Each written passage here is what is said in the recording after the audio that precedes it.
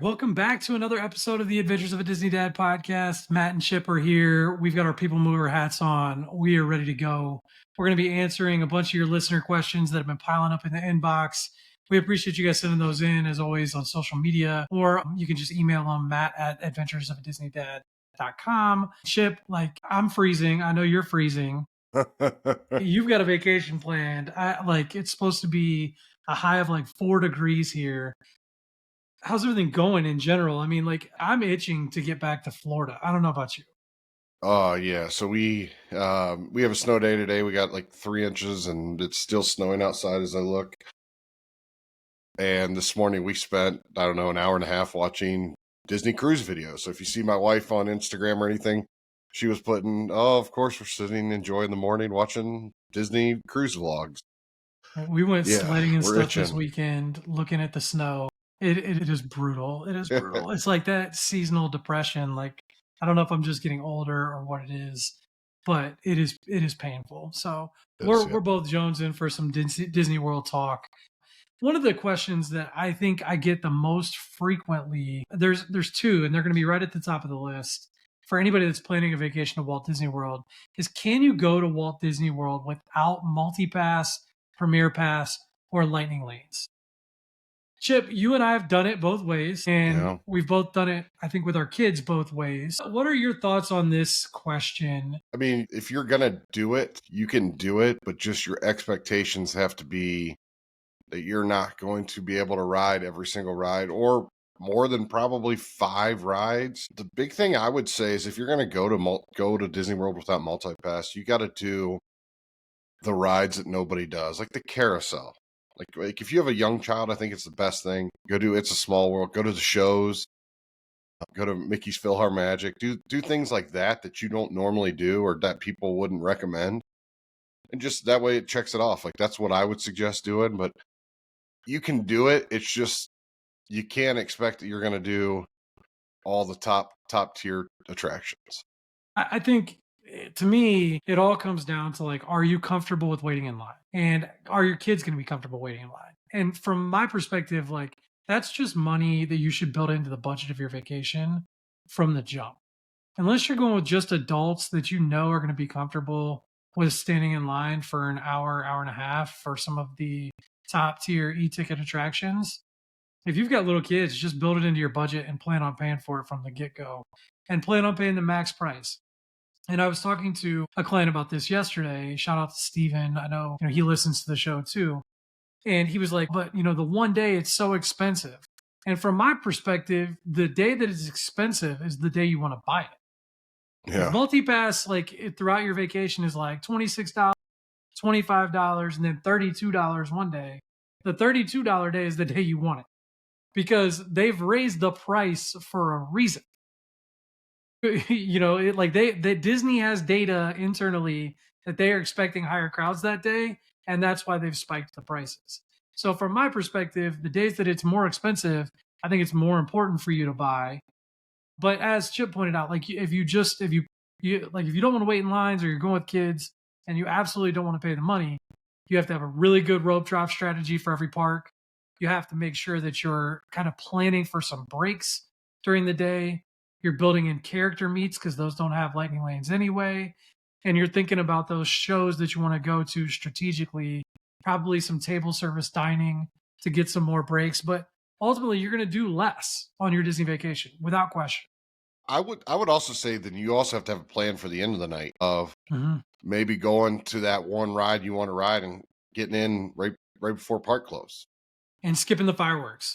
Yeah. Because you want to ride rides when there's no lines, you're going to skip the fireworks and maybe you go over to Tron, Seven Dwarfs Mine Train, something like that. You've got to be on your virtual queue game too. If you're going to do Guardians, you got to be hammering that virtual queue button. And all of that leads to more planning also. So the way I look at this is it's a time value of money equation. How much time are you going to be spending in line for your money, right? Or skipping for your money? How much extra planning time is it going to require? How much more time in the morning is it going to require for you to rope drop instead of being able to get the kids up whenever you want and show up to the park kind of later in the morning? And the other thing, Chip mentioned 5 rides max. I think from my perspective, it'd be more like 3. Yeah. And like that, like with strategy, you can get more, or if you're going on some of those rides that don't have lines like Small World or whatever, you can get more in. But if you're talking about the attractions that actually need a lightning lane, that you would actually save a lot of time on, it's probably 3. And even if you get multipass, I tell people to only plan on getting 5, because the new multipass service, if the last time you went to Disney World was Fast Pass, which means you were there a long time ago, or Genie Plus, it's not the same. Like you can't just like keep bagging attractions the way you did with Genie Plus. It's a lot harder with multipass because more people have picked their attractions in advance and they're all picking the good ones.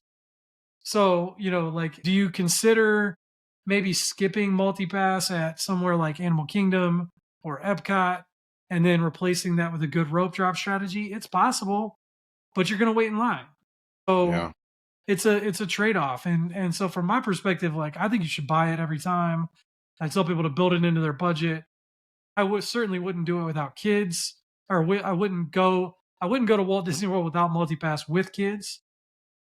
We've gone, Chip, you and I went, and I don't think like we had one day that we bought multipass our Yeah. entire trip.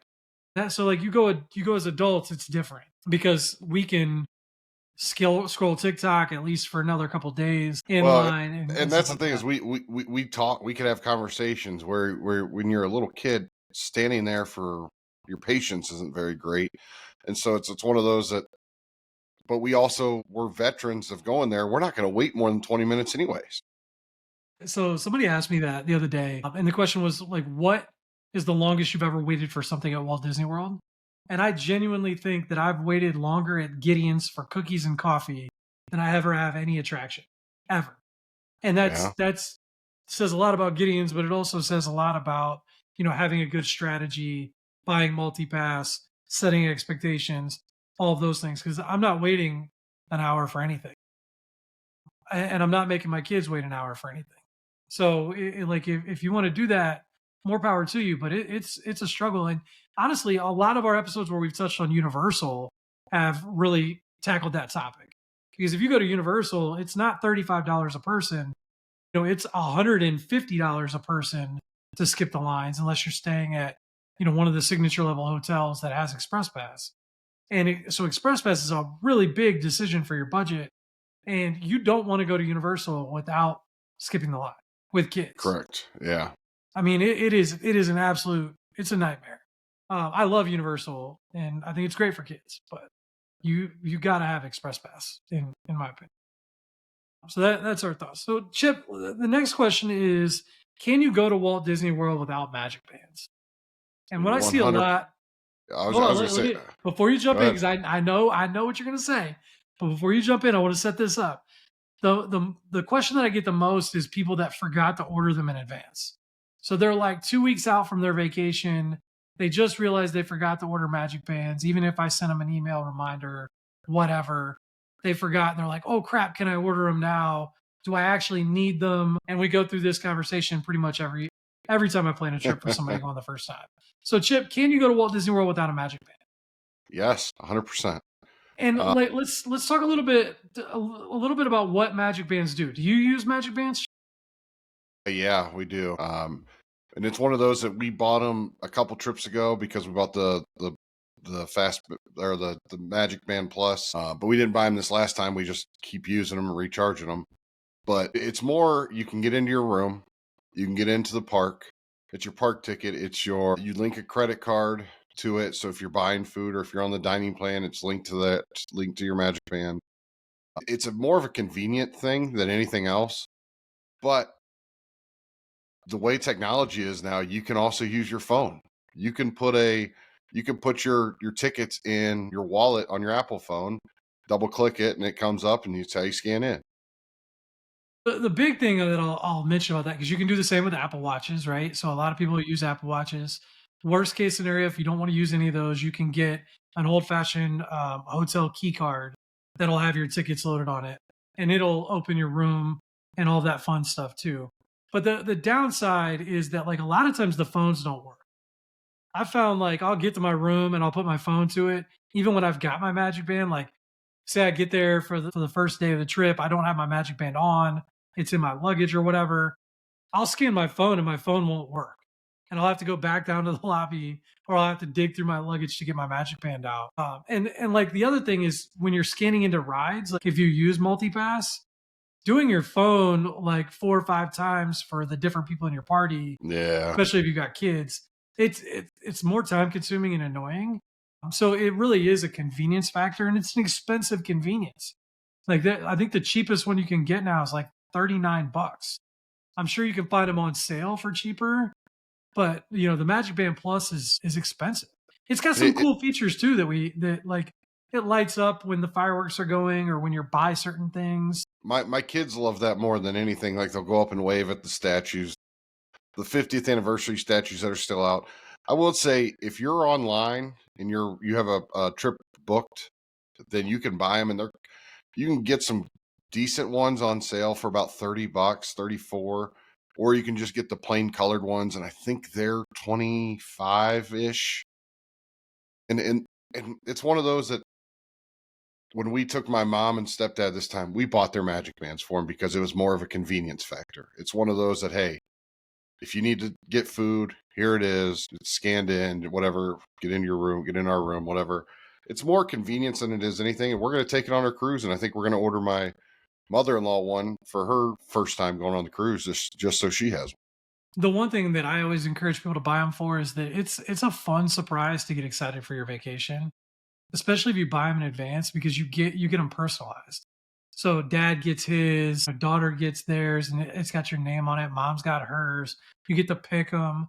And if you're doing a surprise for your kids, like Christmas just went by, but if you're going to give them a Disney trip for Christmas, having the box wrapped and they open it and they get their Magic Band with their name on it, it's a pretty cool thing to get excited about a Disney vacation. So I love it for that reason too. But you definitely do get a discount if you order it through the app before your trip, but you've got to make sure that they can personalize it and get it to you in time. And then you can also buy them on the Disney store that are not personalized, stuff like that. And I will say, it used to be free. You got free ones. They changed that after COVID. Those Magic Bands still work if you have one of I those. still use mine. Yeah, I it use still the works. OG. Yeah, but if you got what is it, the Magic Band 2, I believe that's the one that has the longer battery. If you have the original Magic Band, which I know some people that do, they say it's hit or miss. But the Magic, I only have the original Magic Bands. really, Like for me personally, my kids have the Plus and the ones that light up and stuff, but I have the OGs. So from like my very first Disney trips that say dad on them, like, and then I've got a 50th anniversary like original one, and those all like mine all still work. So I still use them all the time, and I bring them as backups for the kids too, and for my wife, like in case that they lose theirs, because the frustrating thing about them is they fall off like really easily. and it kind of go with that. Like that's one of the things we do. Our kids fall off. We scan them in. We put them in a Ziploc bag. Yep. That's stuff. My kids don't carry mine. So if you're buying them for your kids to wear, like I would only let your kids wear them if they're like over the age of 9, where maybe they're going and buying something at the gift shop by themselves at the resort and they need to scan it. That's really helpful, like especially if you got teens. But if you've got kids under the age of 9, they're just gonna fall off somewhere, and that's never good. And it's an expensive thing to lose because some of them can be, 50 or $60. So keep that in mind. So you can definitely go to Walt Disney World without Magic Bands. There's no question. I think Chip and I agree on that. But I'm an advocate for them. I think they're fun. They're a good way to personalize your vacation. They're a good memory for you to have when you come back. And I would definitely recommend it. So if you're on the fence, grab yourself one. But man, that's a day of Multipass.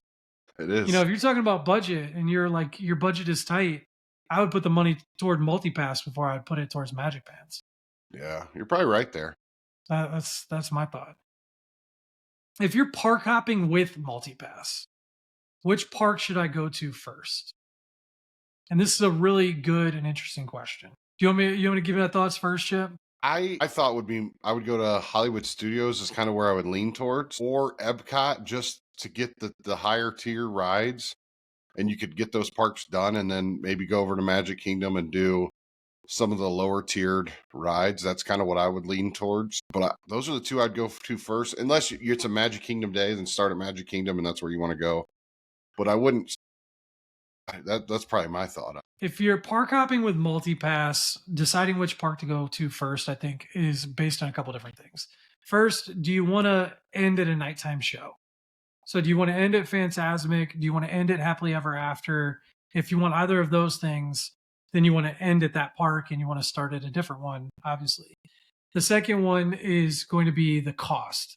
Animal Kingdom and Epcot are significantly more, Animal Kingdom and Epcot are significantly cheaper than Magic Kingdom, for example. Sometimes it's even half the price. So if you buy it at Animal Kingdom or Epcot and you pay less money, you can still use it at Magic Kingdom later and you're not paying the Magic Kingdom price. Yeah. So like you buy it for whatever park you're starting in. You don't buy it like as a park hopper or anything like that.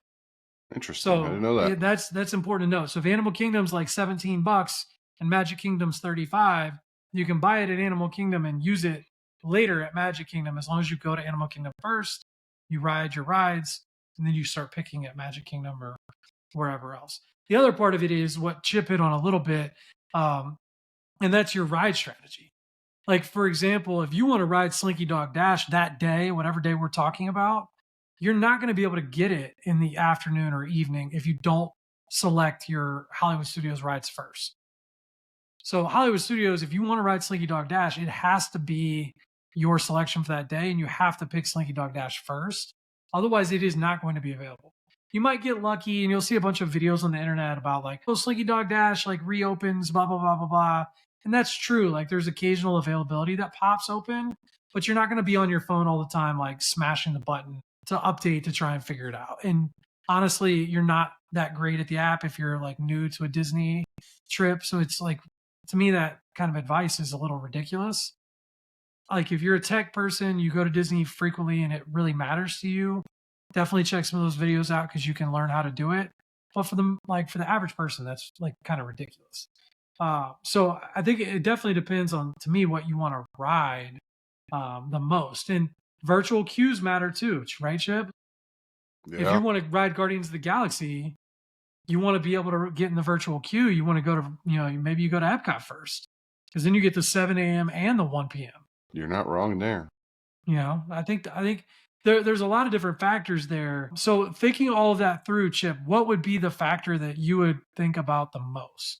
What rides my kids want to ride prioritized.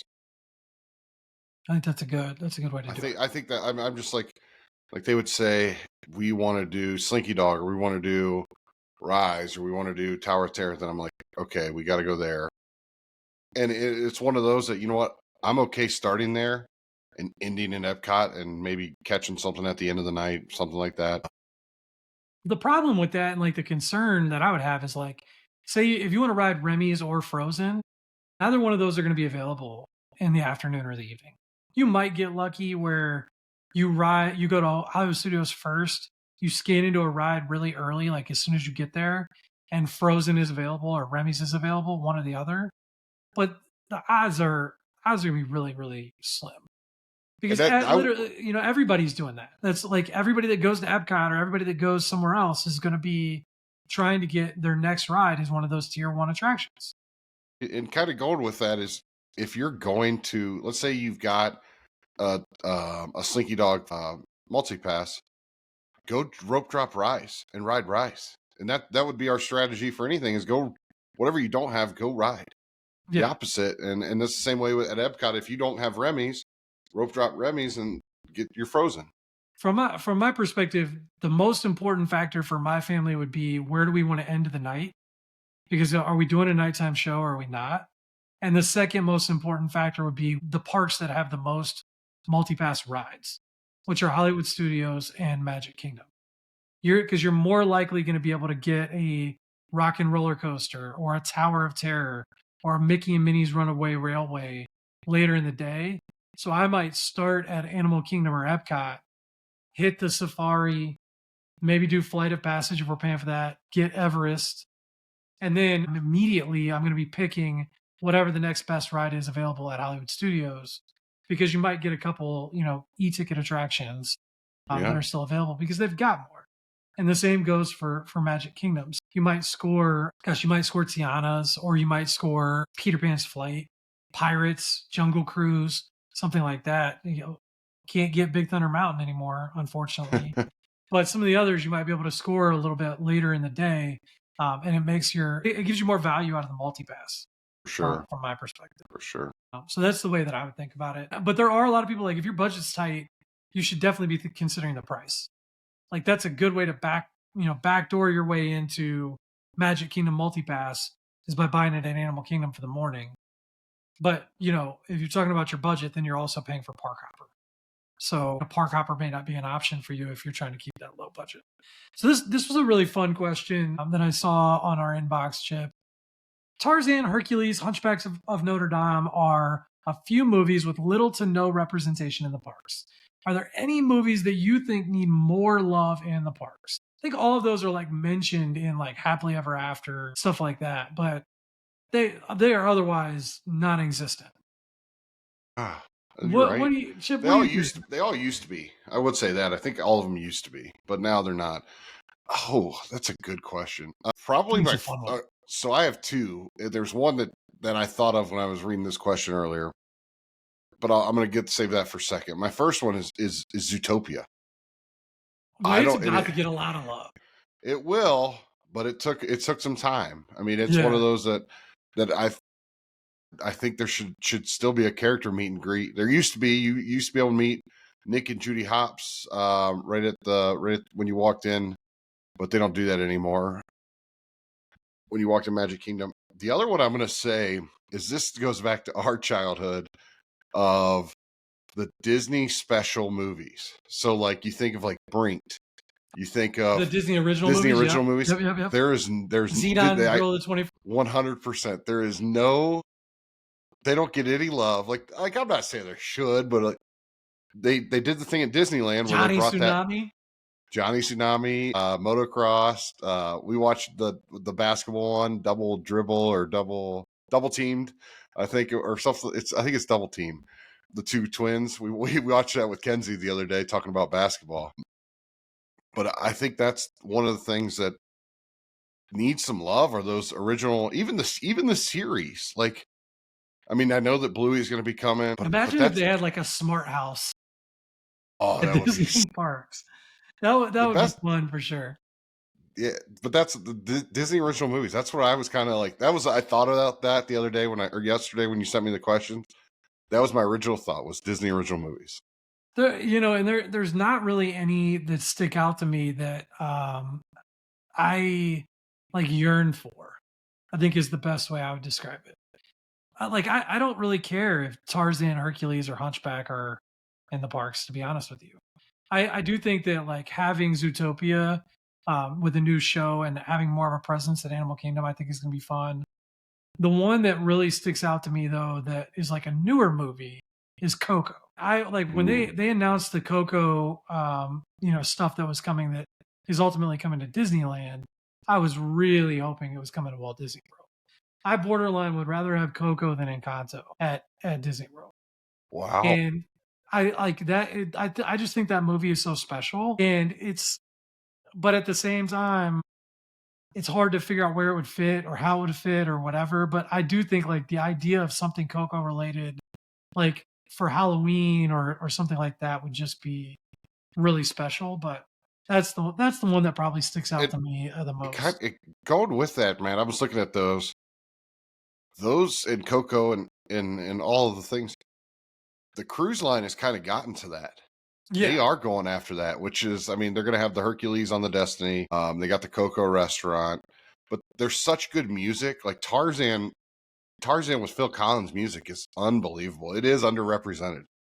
like, but you sit back and think about it, and it's like, I don't know. I mean, it would fit in Animal Kingdom, obviously, but like what it would fit, I don't know. I like, what could they redo the Swiss Family Robinson treehouse to be something Tarzan? That would be awesome. But then you'd have those like Disney purists that would be out with their pitchforks about, how dare you change anything historical Disney? Like, it's the same people that are mad about Rivers of America, which, like, to me, I'm just reserving judgment about that. I don't want to see the Liberty Bell gone. I don't want to see Rivers of America gone. But like if they do a better job, maybe I'm okay with it. We'll see how it turns out. I'll decide how mad I am later, kind of thing.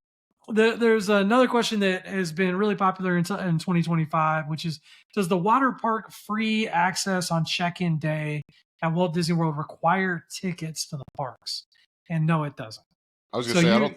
Yeah, it it doesn't. is room only. So if you just book a room, and a lot of people have been doing that, right? They'll either book it as a split stay, or they may just book one night at a resort and then 5 nights be their package somewhere else, and then you get 2 days at the parks, the water parks for free. There's a lot of ways to like get really good value out of that, but you don't have to have theme park tickets to be able to do that. You just have to have a room reservation at Walt Disney World. The next question is, what's better for a non-park day? Skyliner resort hopping or going to Disney Springs? I feel like Chip, I feel like this is right up your boat, man. I don't know It, why, but I just feel like this is right up your alley.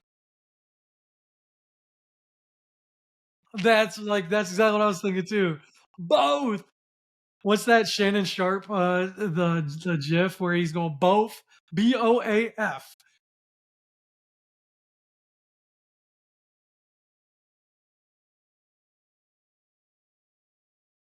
I did not expect that. I did not expect that.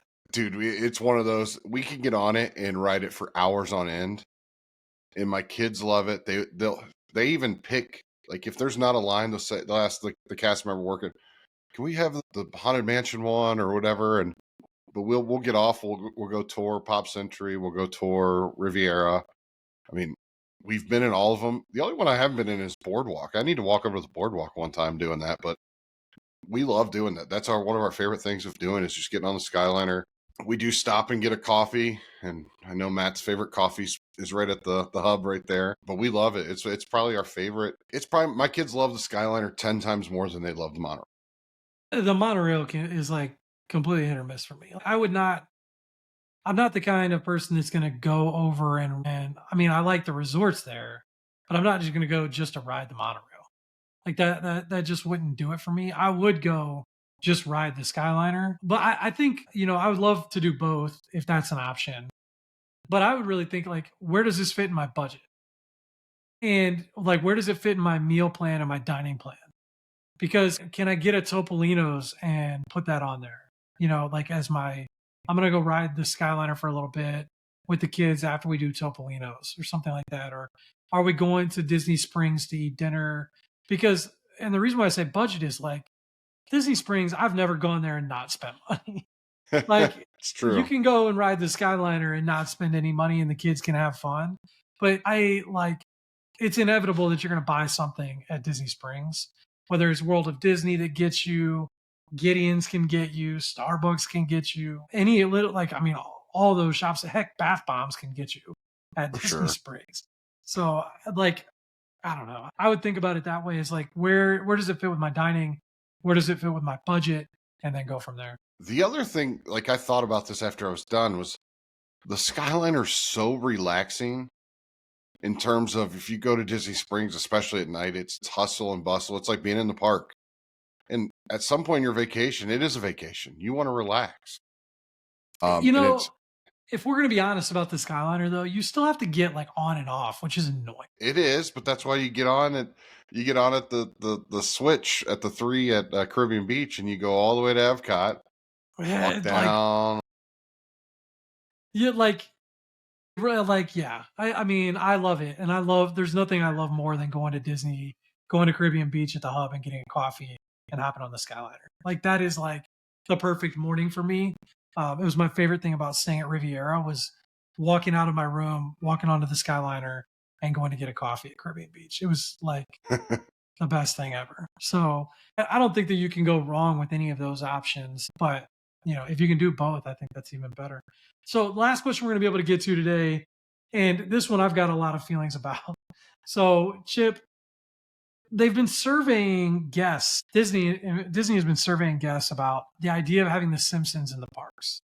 Currently, the Simpsons are at Universal. There's an entire area there. And if you're not familiar, there's some weird contract that Universal has the IP for the Simpsons in the theme parks and merchandise. allegedly until 2028. We don't know for sure, but that's like when people think that that contract ends. Obviously, it's already on Disney Plus, so we know that Disney has got the IP rights right now. Supposedly, again, it's rumored to switch in 2028. It could be a little earlier. Those rumors are all based on people that have not actually seen the contract. I think when you look at it, it actually goes back to like a random Wikipedia Yeah. point where those rumors started. So who knows? But in the next couple of years, Disney's going to have the opportunity to bring the Simpsons into the parks if they want to. What are your thoughts? Do you care? Do you want the Simpsons? Do you not want the Simpsons? Where would you put them? Give me your thoughts. I don't mind The Simpsons. I don't watch it regularly. I did when I was a little younger. I wouldn't, you know what? If it went in Hollywood Studios, I think that's the perfect spot for it to be. I don't know where. I don't know where you're going to put it at Hollywood Studios. Or if it's in a new park, if there's a fifth gate that ever opens, that might be where they go in the portals like they're doing at Universal, like something along that kind of line. It doesn't belong in Magic Kingdom. It doesn't go in Epcot. It's not Animal Kingdom. So I think it eliminates it only to Hollywood Studios. But I'm also, it doesn't fit. It to me, it doesn't fit. I don't know. Now that you're getting me into this whole Universal Disney talk, is when's Spider-Man and all of that going to get unleashed from Universal? I don't think know that it's there's Sony.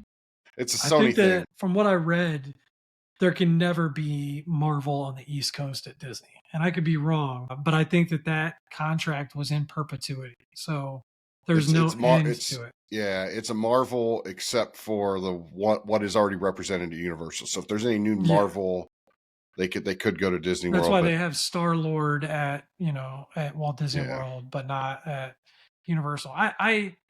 I don't anticipate Walt Disney World ever going deeper into the Marvel route. I could be wrong, but because it's such a huge franchise, they obviously could put more money into it.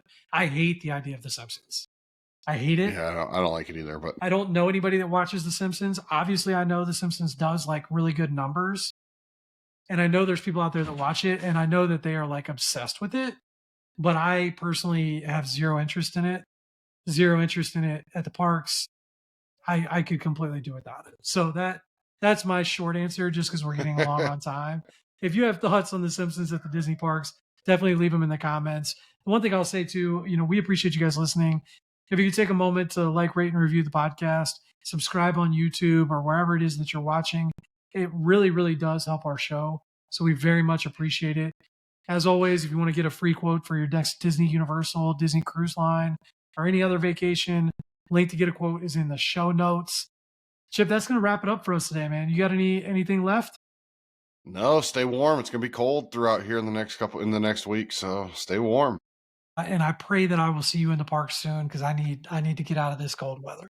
100%. Talk to you guys soon. See you.